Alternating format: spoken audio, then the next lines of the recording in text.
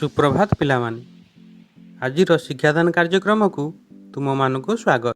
षष्ठ श्रेणी विज्ञान बहिर चतुर्दश अध्याय प्राकृतिक घटनावलीर द्वितीय पर्यायर आम अवतीर्ण।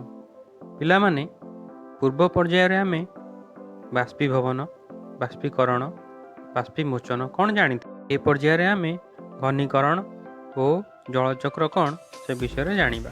जानिछे बाष्पीकरण प्रक्रिया रे जलीय बाष्प सृष्टि होता है। जलीय बाष्प ठंडा होई जल रे परिणत हुए।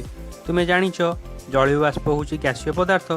तेणु आम जानिले जो प्रणाली रे गैसीय पदार्थ तल पदार्थ रे परिणत हुए ताहाको घनीकरण कहते। घनीकरण और बाष्पीकरण परस्पर विपरीत प्रक्रिया। यही प्रक्रिया जो तुम्हें देखिथिबो शीत दिने घास रे काकर पड़ी थाए। एबे आस जानिबा जलर विभिन्न अवस्था संपर्क में। पिला माने तुम्हें आइसक्रीम निश्चय खाई थिबो।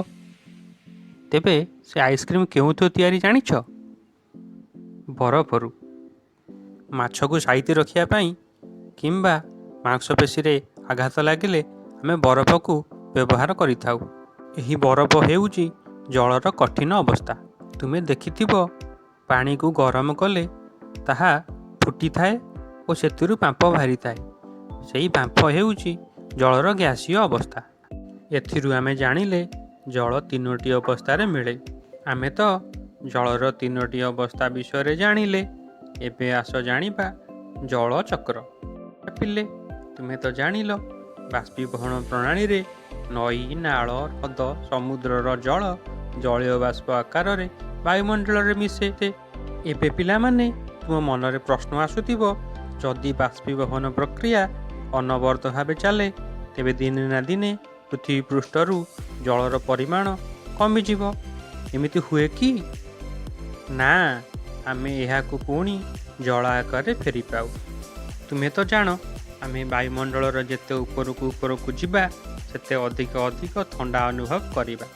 वायुमंडलर अति उच्चरे एते ठंडा जे सेठार थिबा जलीय बाष्प जल बिंदु रे परिणत होई मेघ सृष्टि करे। मेघ अधिक ठंडा होई जल रे परिणत हुए वर्षा आकार रे। सेही जल पुणी भूपृष्ठ को आसे। एणु आमे जानिले भूपृष्ठर जल जलीय बाष्प आकार रे उपरकू जाई पुणी जलीय बाष्प गुड़िक ठंडा होई जल आकार रे भूपृष्ठ को फेरिबा को जलर चक्राकार गति बा जलचक्र कहते। वायुमंडल रे जल बिंदु गुड़िक एकत्र हेले तार आकार बढ़ी जाए और से गुड़िक ओजनिया होई तलकू खसे, जहाको तुम्हें वर्षा बोली कुह। समय समय रे अति ठंडा रे जल बिंदु गुड़िक बरफ पलटि जाए। सेथिपई करकापात बा बरफ वर्षा हुए। वर्षा बेले बिजुली और घड़घड़ी मारे। यही बिजुली और घड़घड़ी किपरि सृष्टि हुए?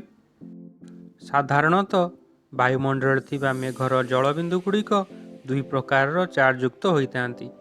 केतेक मेघरे युक्त चार्जर जलकणा और अन्य केतेक मेघरे विजुक्तात्मक जलर जलकणा थाए।